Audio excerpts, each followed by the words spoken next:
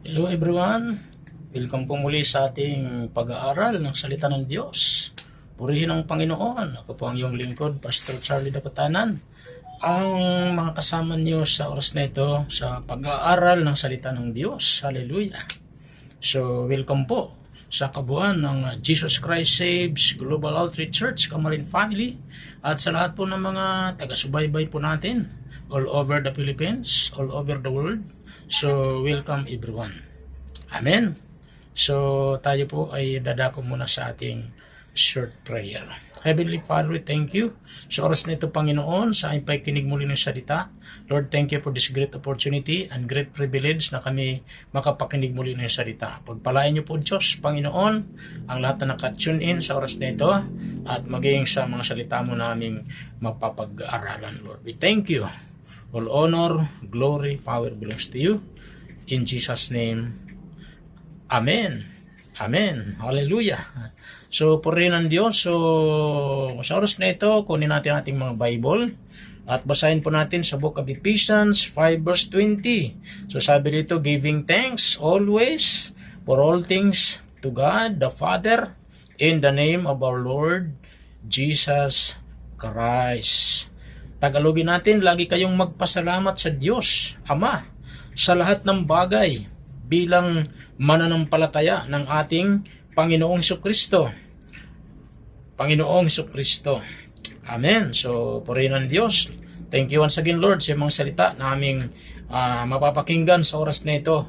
Mangusap ka sabat sa amin habang kami nakikinig ng salita. Holy Spirit, thank you. You are a great teacher sa oras na ito, Panginoon. In Jesus' name, Amen. Amen. Purihin ng Diyos. So, I would like to share to you sa mga oras na ito, ang ating pong title ng ating pag-aaralan ay patungkol po sa pasasalamat sa Diyos. Amen. So, mga bagay-bagay na dapat natin ipagpasalamat sa Diyos. Purihin ng Diyos. So, yun po yung ating pag-uusapan o pag-aaralan. So, mga bagay-bagay na dapat natin ipagpasalamat sa Diyos. So, according sa ating foundation verse, malinaw po, sabi dito na ang pasasalamat, ang sabi dyan ay dapat palagi. Malinaw po, giving thanks always for all things. So, take note the word giving thanks always. So, anong ibig sabihin po dito na salitang bagsak ng salitang ito? Giving thanks always. So, ibig sabihin po nito, ang pasasalamat ay utos ng Diyos. So makikita natin yung bagsak ng salita, giving thanks always. So, meaning, that's action word. Amen? So, at ang pasasalamat natin kay Lord, ang sabi dyan, hindi lang paminsan-minsan, kundi dapat palagi. Okay? Ang sabi sa Tagalog, lagi. Lagi kayong magpasalamat sa Diyos. Amen? Ama, sa lahat ng bagay. Hallelujah. So, sa lahat. Hallelujah.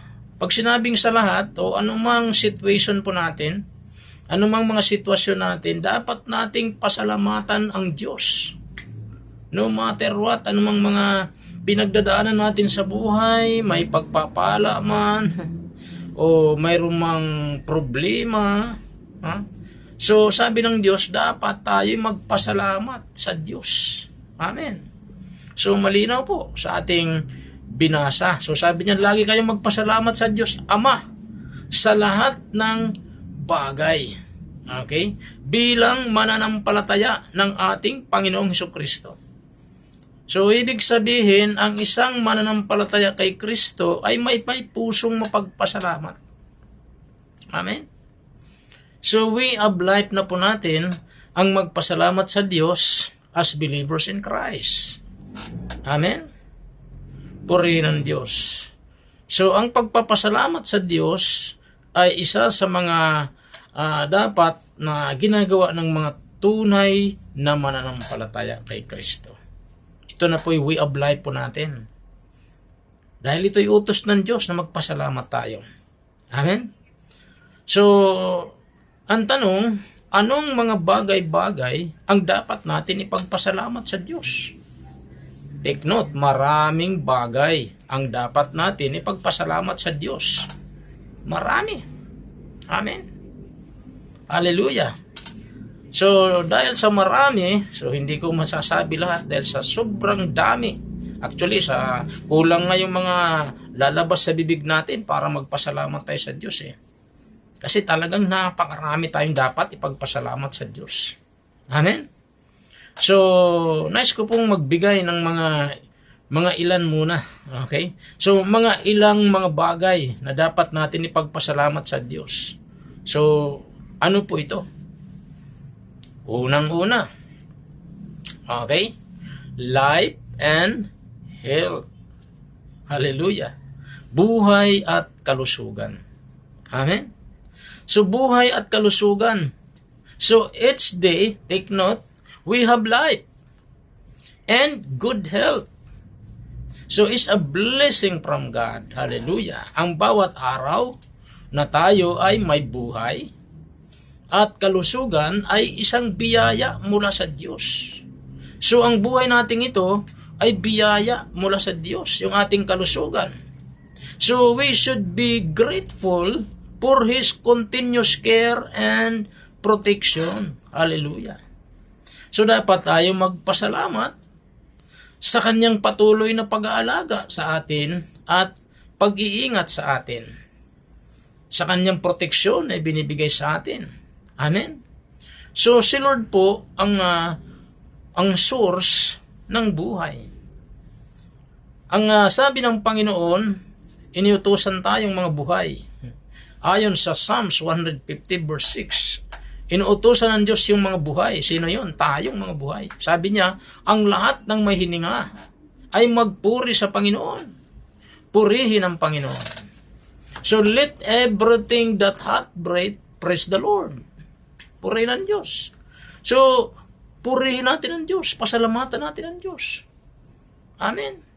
So tayong mga buhay ang mayroong opportunity na magpasalamat sa Diyos. Yung mga nasa libingan ay hindi na sila makapagpupuri sa Diyos. Kaya inutusan tayo ng Diyos, let everything that hath breath praise the Lord. Ang lahat ng may hininga ay magpuri sa Panginoon. Amen? So ang Diyos ang may-ari ng ating buhay. Genesis 2 verse 7, ano sabi ng Bible? Nilikha tayo ng Diyos mula sa alabok. And then, sabi po ng Bible, at tayo ay hiningahan sa ilong. Ha? At pagkatapos ay nagkaroon tayo ng buhay. So, ang ating hininga ay galing sa Diyos, mga kapatid. Si Lord po ang may-ari ng ating buhay. Ang Panginoon. Kaya dapat natin siyang pasalamatan. Amen. Purihin ang Diyos.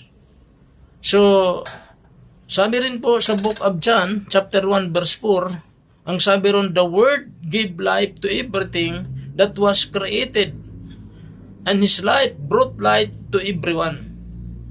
Amen. So, the Word gave life to everyone, or to everything that was created, and His life brought life to everyone. Okay? So, sino bang word na tinutukoy dito? Walang iba kundi si Jesus. Amen? Sa ibang translation sabi ron, in Him was life. Sa Kanya ang buhay. Okay? So, ibig sabihin sa Panginoon nagmumula ang ating buhay. So, wala tayong pag-aari sa mundong ito. So, hindi natin pag-aari yung buhay natin. Ang buhay natin ay pag-aari ng Panginoon. Amen? Kaya dapat natin siyang pasalamatan, mga kapatid. Amen? And then, sabi rin po sa Job chapter 10 verse 12, sabi rin, you give me life. Ang sabi ni Job, you give me life and showed me your unfailing love. So my life was preserved by your care. Hallelujah. Purihin ang Diyos. You give me life. Sabi ni Job, binigyan mo ako ng buhay and showed me your unfailing love. My life was preserved by your care. Purihin ng Diyos. Pinipreserve tayo ng Panginoon. So ang Diyos ang may-ari ng ating hininga. Dapat natin siyang pasalamatan. Pagkagising natin sa umaga, pasalamatan natin si Lord. Binigyan tayo ng buhay. Amen. Sa buong maghapon, pasalamatan natin si Lord. Iningatan niya tayo. In everything, sa lahat ng bagay, tayo ay magpasalamat sa Diyos, mga kapatid. Amen. Yung kalusugan natin, pasalamatan natin si Lord. Wala tayo sa mga paggamutan, wala tayo sa mga ospital, wala tayo sa mga banig ng karamdaman. Malakas tayo, nakakalakad tayo. Ha? Pasalamatan natin si Lord. Amen? So each day we have life and good health is a blessing from God. Ang bawat araw na tayo may buhay at kalusugan ay isang biyaya mula sa Diyos. So we should be grateful for His continuous care and protection. Dapat tayong magpasalamat sa Kanyang patuloy na pag-aalaga at proteksyon na ibinibigay sa atin ng Panginoon. Amen? Pangalawa na dapat natin ipagpasalamat, family and friends. Amen? Pamilya at mga kaibigan. So the people around us who love and support us are blessing we should appreciate. Amen? Ang mga tao sa ating paligid na nagmamahal at sumusuporta sa atin ay mga biyaya na dapat natin ipagpasalamat. Amen? Yung pamilya natin, salamatan natin sila. Kagaya ng aking may bahay, aking anak, ako po'y nagpapasalamat sa aking pamilya. Nandiyan sila at nakasubaybay sa akin. Amen? Siyempre, higit sa lahat, ang ating Panginoon. Yung mga katotoong kaibigan na nagmamalasakit sa atin. Amen? Hallelujah! Kaya nga mayroon tinatawag na kaibigan, mayroon naman totoong kaibigan. Alam niyo yung totoong kaibigan? Hindi ka iiwan sa panahon na kung saan mayroon kang pangangailangan. Yun yung totoong kaibigan. Pero ang tunay nating kaibigan, walang iba kundi si Jesus. Amen? At yung mga tao naman, tunay nating kaibigan na nagmamalasakit sa atin. Mayroon naman tinatawag na kaibigan lang. So, yung po, mga tunay na kaibigan na nagmamalasakit sa atin, pasalamatan natin sila. Amen? So, sa lahat ng bagay, magpasalamat tayo.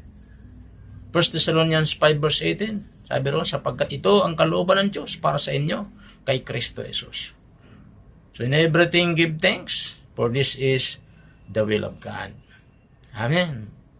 So, pasalamatan natin ang ating mga pamilya at mga tunay na kaibigan na nagmamalasakit sa atin. Nagmamahal sa atin. In times of trials, troubles, nandyan sila. Hindi na tayo iniiwan, ni pinababayaan man. Amen? It's sa lahat ng ating Panginoon. Third, pangatlo, mga bagay-bagay dapat natin ipagpasalamat sa Diyos. Pangatlo, provision and blessing. Mga biyaya at pagpapala ng Diyos. So ano ba yan? The material needs and blessing that God provides, such as food, shelter, and clothing. Amen? So, lahat ng mga blessing na binigay sa atin ng Diyos, pasalamatan natin si Lord. Mga pagkain sa araw-araw, mga tubig na ating iniinom, pasalamatan natin ang Diyos. Siyang nagpo-provide ng lahat ating pangailangan. Sabi ni Ephesians 4:19, and sabi roon, But my God shall supply all my needs according to His riches and glory in Christ Jesus. Amen? So, purihin ng Panginoon. Salamatan natin si Lord sa lahat po ng mga biyaya na ating natatanggap mula sa ating Panginoon. Pang-apat na dapat natin ipagpasalamat kay Lord, salvation and eternal life. Sigit sa lahat, kaligtasan, buhay na walang hanggan, pagpasalamat natin kay Lord.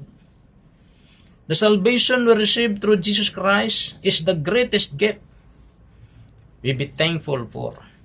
Amen? Ang kaligtasan at buhay na walang hanggan na natamo natin sa pamagitan ni Jesucristo ay ang pinakamalagang biyaya na dapat natin ipagpasalamat. Amen? Hallelujah! So ang kaligtasan ito ay hindi natin pinagtrabahuan. Ang Diyos ang nagtrabaho rito para tayo maligtas. Ibig sabihin dito, si Jesus ang nagpakasakit sa krus ng Kalbaryo para ikaw at ako ay maligtas. Binigay niya ang kanyang buhay para sa iyo. Sa lahat ng ating Ama sa langit, binigay niya ang kanyang anak na si Jesus upang ikaw at ako ay ligtas sa tiyak na kapahamakan sa impyerno. Ang kaligtasan ay nagmumula lamang sa ating Panginoon. Wala nang iba. No other Savior. Walang ibang tagapagligtas sa mundong ito kundi si Jesucristo lamang. Acts 4:12, anong sabi ng Panginoon sa kanyang salita? Walang ibang pangalan na ibinigay ang Diyos sa silong ng langit na sukat ikaligtas ng tao maliban sa pangalan ni Jesucristo. Amen? So, ang ating kaligtasan ay nagmumula sa Panginoon. At ito ay sa biyaya ng Panginoon. Ephesians 2 verse 8 to 10. Nasabi roon, by grace, we have been saved through faith. Pamagitan ng biyaya tayo naligtas, pamagitan ng pananampalataya kay Kristo Jesus. Hindi ito dahil sa ating mga mabubuting gawa, kundi ito ay dahil sa ating pananampalataya, grasya ng ating Panginoon. Amen? So hindi tayo maliligtas pamagitan ng mabubuting gawa. Amen? Ang kaligtasan natin ay sa pamagitan ng biyaya ng Diyos. Pero siyempre, pagkatapos nating maligtas, sabi sa verse 10, Ephesians 2 verse 10, itinalaga naman tayo ng Diyos para gumawa ng mabuti. Ibig sabihin, kaya tayo gumagawa ng mabuti dahil ligtas na po tayo. Amen? Hindi tayo gumagawa ng mabuti para maligtas. Dahil sabi po ng Bible po sa book of Isaiah 64 verse 6, ang lahat ng mga kabutihan natin, lahat ng mabuting gawa natin ay para lamang maruming basahan. Amen? Para lamang maruming basahan ang mga mabubuting gawa natin pag hindi pa natin tinatanggap si Kristo. So ang kaligtasan natin ay sa pamamagitan ng ating pananampalataya kay Kristo. Ito'y biyaya ng Diyos. At simple lang naman para tayo maligtas. Ano lang kailangan? Lumapit lang tayo kay Jesus. Sa paglapit natin sa Kanya, manampalataya tayo sa Kanya. And then, buksan natin ating puso. Tanggapin natin si Jesus bilang Lord and Savior ng buhay natin. At pagkatapos natin siyang tinanggap, gawin natin siyang Lord ng buhay natin. Ibig sabihin, Lord, siyang Master ng buhay natin. Siyang Supreme ng buhay natin. Hindi tayo ang Supreme, kundi si Lord. Mamuhay tayo ayon sa kalooban ng Diyos. Hallelujah. Nasabi nga po ng book of Matthew 7:21, hindi lahat ng nananalig, tumatawag sa Panginoong Panginoon ay makakapasok sa karan ng langit, kundi sila lamang na gumagawa, sumusunod sa kalooban ng Amang nasa langit. So, hindi ibig sabihin tinanggap natin si Jesus ay sapat na yon. So, kailangan pagtanggap natin sa Kanya, gawin natin siyang Lord. Ibig sabihin, tayo ay sumusunod sa ating Panginoon. Namumuhay tayo ayon sa kalooban ng Panginoon. Amen? So, salvation and eternal life. So, ang buhay na walang hanggan na ito ay biyaya ng Diyos. Amen? Hallelujah. Okay, pasensya na po. Biglang natumba. Okay. Purihin ng Diyos. Hallelujah. Tuloy po tayo. So, salvation and eternal life. So, dapat natin ipagpasalamat sa Diyos. Salvation, the salvation we received through Jesus Christ is the greatest gift we be thankful for. Amen? Purihin ng Diyos. Hallelujah. So, ang buhay na walang hanggan na ito ay yung pinaka-the best. Hindi ito nabibili. ng kayamanan. Hindi ito nabibili ng mga material things, diamonds. Ito ay nagmumula lamang po kay Kristo Jesus. Purihin ng Diyos. Amen? Okay, so hindi ko na masyado elaborate. Number 5, na dapat natin ipagpasalamat sa Panginoon, God's love and grace. Hallelujah. Pag-ibig at biyaya ng Diyos, the unconditional love and grace of God that continually give us strength and hope.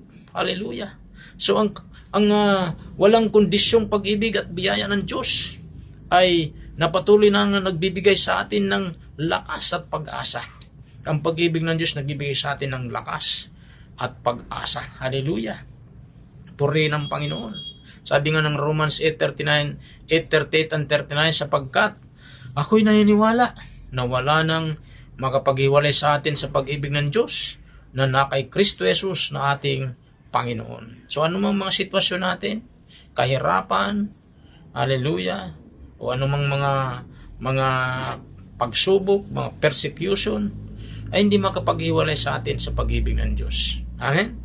So, sino ka man, maging sino ka man, mahal tayo ng Diyos. Amen?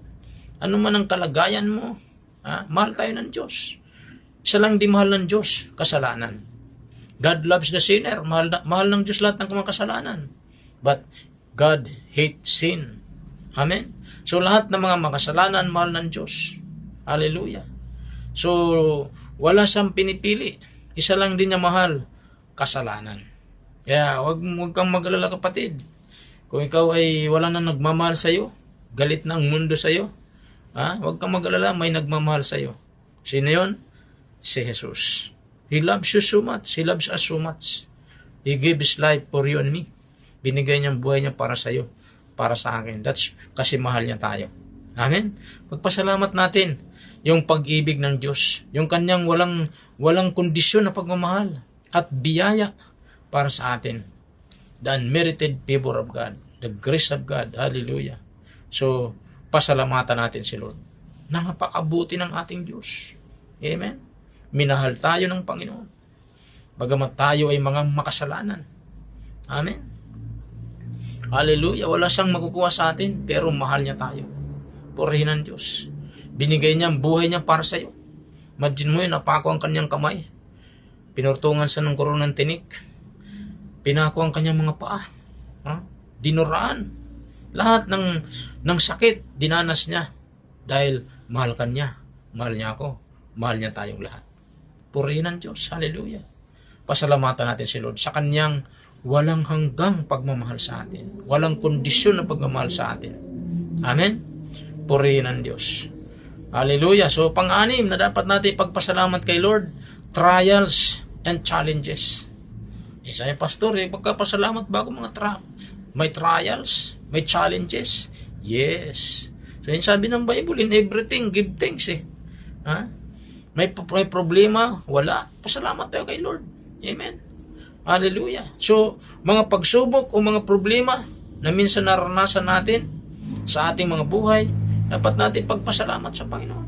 Even in trials, we learn valuable lesson and grow in our faith. So, kahit sa mga pagsubok o problema sa buhay na ating minsan naranasan, take note, may mga aral tayong natututunan at lumalago tayo sa ating pananampalataya. Amen? Santiago chapter 1 verse 2 and 3, mga kapatid ko, ituring ninyong kagalakan ang bawat pagsubok na dumarating sa inyo, sapagkat alam ninyo na ang pagsubok na sa inyong pananampalataya ay nagbubunga ng pagtitiis. Hallelujah. Purihin ng Diyos. Yung mga pagsubok natin na experience sa mundong ito, nakasulat na po yan sa Bible. John 16:33, ano sabi ni Lord? I have told you all this so that you may have peace in me. Here on earth, you will have many trials and sorrows. But take heart because I have overcome the world. Hallelujah. So sinasabi ko ito sa inyo pang kayo magkaroon ng kapayapaan sa pakipagsasaakin. Magdaranas kayo ng kapigatian sa mundong ito, ngunit tibayan ninyo ang inyong loob na pagtagumpayan ko na ang sanlibutan. Hallelujah. Purihin ang Diyos. Amen? Purihin ang Panginoon. So number 7 na dapat natin pagpasalamat kay Lord, mga kasagutan sa ating mga kahilingan o panalangin. So take note, si Lord sumasagot sa ating mga prayers. Jeremiah 33 verse 3, ano sabi ni Lord? Tumawag kayo sa akin, tutugunin ko kayo, at ipakikita ko sa inyo mga bagay na mahiwaga na hindi pa ninyo nauunawaan. So ang Diyos ay sumasagot sa ating mga prayers. Pag ang ating puso talagang sincere sa Panginoon, ano mang ating hingin kay Lord, bibigay niya sa atin. Sabi sa James chapter 5 verse 16, ano sabi roon? A prayer of righteous man availeth much. Amen? Ang panalangin ng taong matuwid ay nananaig. Amen? So ako po ay nagpapasalamat kay Lord dahil marami pa akong prayers na sinagot ng Panginoon. Kulang po ang oras para sabihin ang mga kabutihan ng pagsagot ni Lord sa aking mga prayers. Amen? Hallelujah! Purihin ng Diyos. Kaya napakahalaga po na tayo po ay magpasalamat kay Lord. Amen? So, yun, madalas ko ngang binabanggit nung nag-aral yung anak ko. Okay? Ako'y nananalangin sa Panginoon na pag nag-college siya ay full scholarship. Yun yung prayer ko araw-gabi. Kasi hindi basta-basta magpaaral You need 500,000. So, mahigit pa sa mga gastusin sa pag-aaral. Kaya ako'y nanalangin kay Lord, full scholarship, Panginoon, pagdating sa kolehiyo. So, purihin ng Diyos. Hallelujah. So, maging sa simula nung siya ay mag-aral, so talagang napakabait ang Diyos. Amen? Dahil hindi po talagang hindi pa ako gumastos ng napakalaki kahit simula ng kinder hanggang sa tawag dito K-12. Wala public sa prensa doon siya nag-aaral. Okay, libre lahat. Purihin ng Diyos. Pero pagdating sa college, so siyempre kailangan mo dito ng matinding prayer.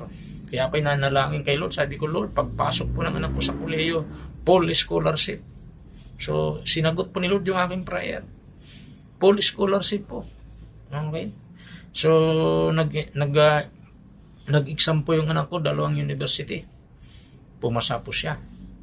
At ang kanya pong pinili po ay Bulacan State University. So, purihin ng Diyos. So, siya po ay nakapag-aral po doon. Nagtapos po siya ng kolehiyo. Libre po lahat. Full scholarship. So, siyempre, prayer ko rin, mataas yung grades. So, na-maintain po niya. 4 na taon, na-maintain po niyang mataas na grades. 90 above. So, siyempre, full scholarship. Kailangan may maintain kang grade. So, ang good news pa roon, hindi lang po full scholarship, kundi mayroong pang allowance. Yun ang blessing. So, talagang napakabait ang Diyos. Amen. At maging nung mag-graduate na siya, mag-OJT, patuloy pa rin ako nanalangin na ang kanyang OJT ay malapit lang. Dininig din ni Lord yung aking prayer na malapit lang OJT niya. Kasi yung una natutunugan ko, Subic malayo yun Sabi ko, malapit lang Lord. Purihin ng Diyos, talagang napakalapit kasi online lang po ang kanyang OJT sa loob lang ng bahay. So talagang napakalapit. Answered prayer. Talagang sumasagot si Lord sa ating mga prayers, mga kapatid. So isa pa po pinagpipray ko po ay siya po ay pagka siya po ay makagraduate na makapasok agad ng trabaho. So purihin po ang Panginoon. So hindi pa siya nag-graduate, mga kapatid, ay kinuha na po siya ng isang malaking kumpanya para pumasok sa trabaho. Amen. So purihin ng Diyos, siya po ay after ng hindi pa siya nag-graduate ay papasok na po siya ng trabaho. So answered prayer naman po ako. Amen. Tapos siya pang pinanalangin ko ay maging work from home siya kasi malayo ang papasukan niya Tagig. So purihin ng Diyos, sinagot din po ni Lord aking prayer na maging work from home po ang kanyang trabaho. Amen. So, yun po. Once a week na lang po siya nagre-report. Amen. So, talagang napakabait ng Diyos. Amen. So, yun po mga kapatid, ang talagang napakabuti ng Diyos at sinagot ni Lord lahat ng aking mga prayers. Amen. Pagpasalamat natin kay Lord yung mga kasagutan sa ating mga panalangin sa Panginoon. Siya po'y sumasagot sa ating mga panalangin. Amen. So, purihin ng Diyos. Hallelujah. So, yun po. And then, ang panghuli po sa ating pag-aaral ngayon ay ang panghuli na dapat natin ipagpasalamat sa Diyos. So, hindi lang po ito panghuli. Talagang napakarami tayong ipagpasalamat sa Panginoon. Pero dito na lang po muna tayo magtatapos. Okay, so next ay yung kagalingan. Okay? Kagalingan. Napakahalaga ipagpasalamat.